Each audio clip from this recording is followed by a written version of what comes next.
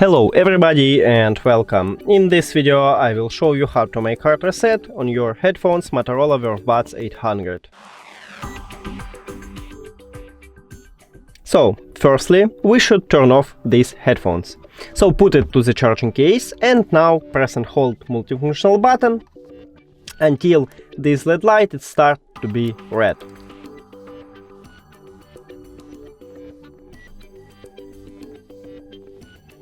Here we go, and after that release your finger and press and hold again until this LED light starts flashing purple. Here we go, we have a purple. Now release your finger and click the information icon or settings icon if you have Android, forget the device, forget device. Also if you have Android, click pair a new device. And now click on your headphones at the device list. And we did it!